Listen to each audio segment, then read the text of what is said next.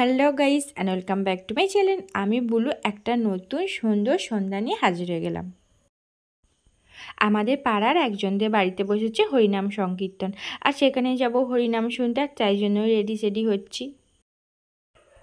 আর এই যে আমি রেডি সেডি হয়ে নিয়েছি যাব বলে হরিনাম শুনতে। আর এখন রাত্রিবেলা এই সন্ধ্যা 8টা বাজে, রেডি হয়ে নিয়েছি। আর এই যে আমি যাচ্ছি, আবার ননদিনীও চলে আসলো, এসে বললো আমার মতন চুল বেঁধে দিতে হবে। আমার তো যেটা দেখো সেটাই আমার মতন ওকে করতে হয়, আর এই জন্য এসে হাজির হয়ে গেছে, বলে তোমার মতন আমাকে চুল বেঁধে দাও। আর এই যে এখন ওর চুলটা বেঁধে দিচ্ছি। আর আমি গরমের জ্বালায় চুলটাকে একদম এই যে মাথার উঁচুতে বেঁধে নিয়েছি, আর ওর সেটাই পছন্দ হয়ে গেছে, ওকে এরকম করেই বেঁধে দিতে হবে। যাই হোক, বেঁধে তো দিলাম, দিয়ে এখন রেডি হয়ে গেছি। আর আমার শাশুড়ি মাও যাবে, তিনজনেই রেডি হয়ে গেছি।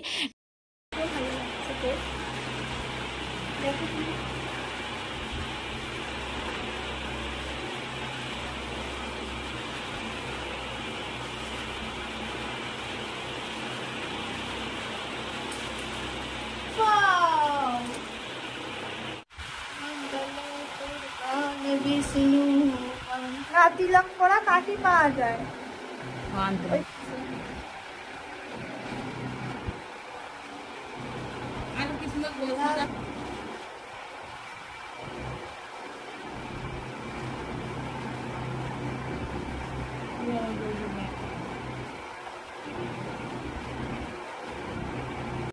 আর হরিনাম শুনতে যাচ্ছে, একটু কপালে তিলক না পড়লে হয়।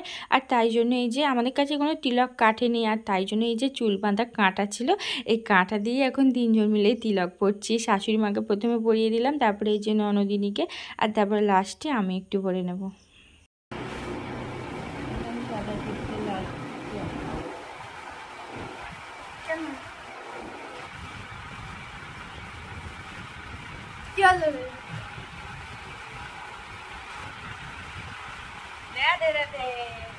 একদম সরু হয়েছে, আমাদের তো প্রবলেম হয়েছে।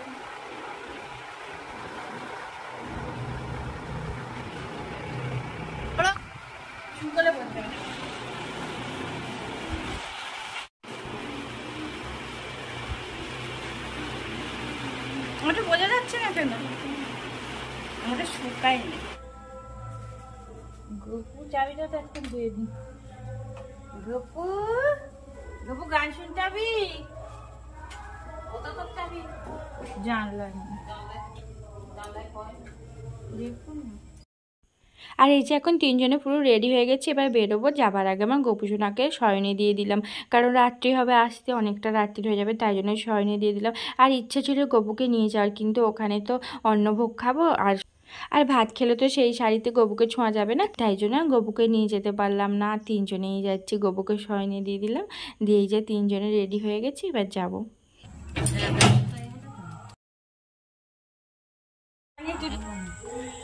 করবো না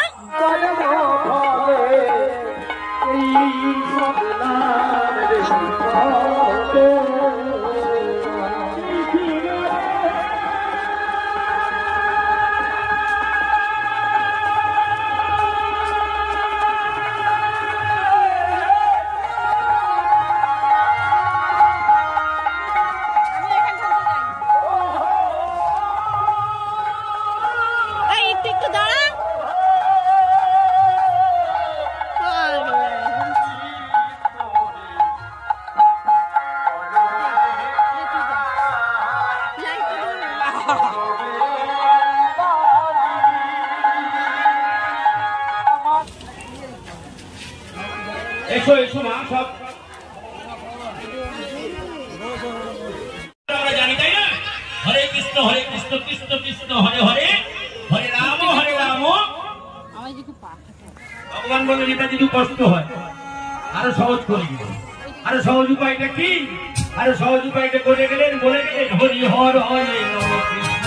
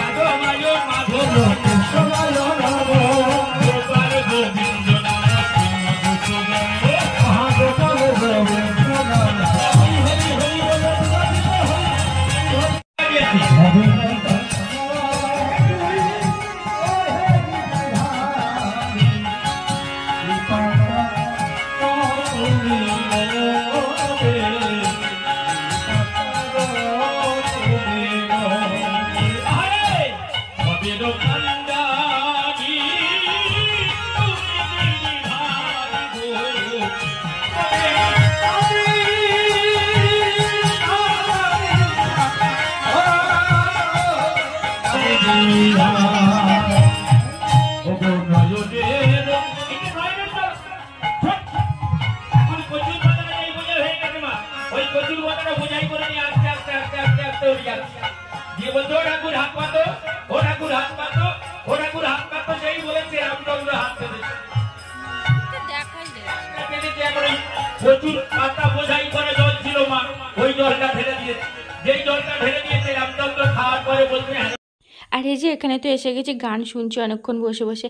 আর একজন দেখি তার গপুকে নিয়ে আসলো। আর আমার গপুর কথা তো খুব মনে পড়ছিল, মনে হচ্ছিল যদি গপুকে নিয়ে আসতাম। আর খুব গপুকে মিস করছিলাম। যাই হোক, একজন গপুকে নিয়ে এসেছিলো, তাকেই নিয়ে করলে অনেকক্ষণ বসেছিলাম। আর সবাই তো সমান, আর এই গপুকে নিয়ে অনেকক্ষণ বসলাম। আমার গপুর কথা ভীষণ মনে পড়ছিল, মনে হচ্ছিল ওকে নিয়ে আসলে একবার ভালো হতো। আর একে পুরো আমার গপুর মতনই দেখতে, পুরো এক গপু। আর যাই হোক,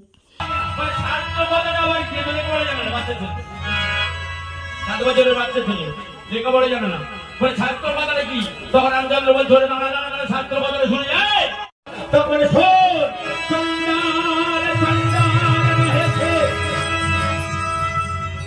যদি কৃষ্ণ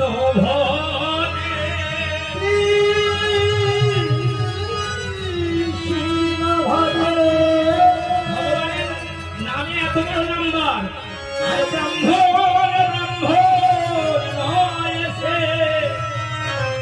যদি কৃষ্ণ দেবে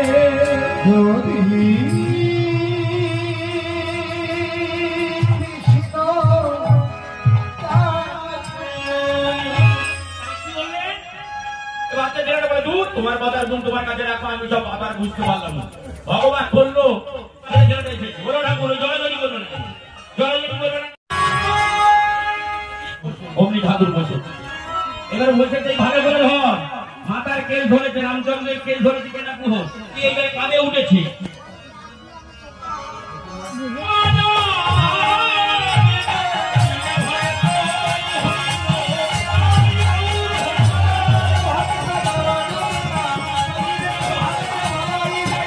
দরজা খুলে দেওয়ার পরে সঙ্গে সঙ্গে বলছে একবারে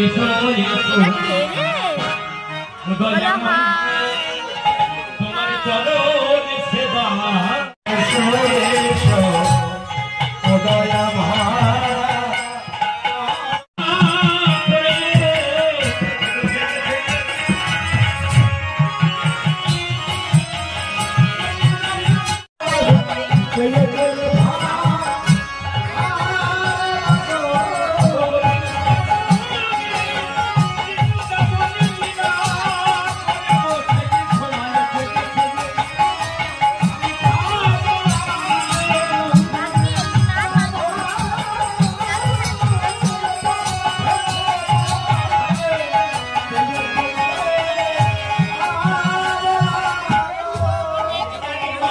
ওই কারোর কাছে জানাজানি করলেন, মনে মনে চিন্তা করলেন যে আমার দিতে পারে কৃষ্ণ, দিতে পারে সেই এই জায়গার অন্য কেউ নেই।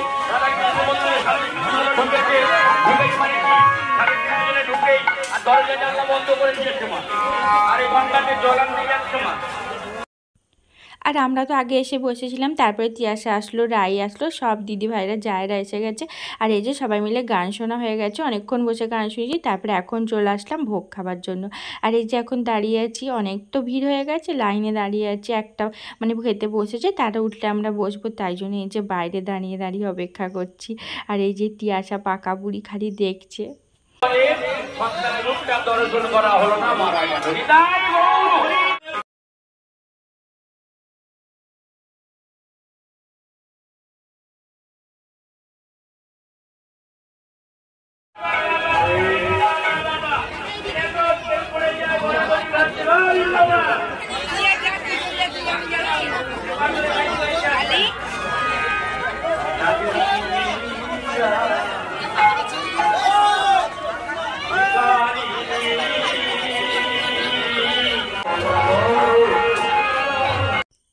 আর এই যে এখন আমরা সবাই মিলে খেতে বসে পড়েছি, ভাত ডাল তরকারি সব খাওয়া দাওয়া করে দেবো, নিয়ে আরেকটু গান শুনবো, তারপরে বাড়ি যাবো, আরেকটু রাত্রি করে বাড়ি যাবো।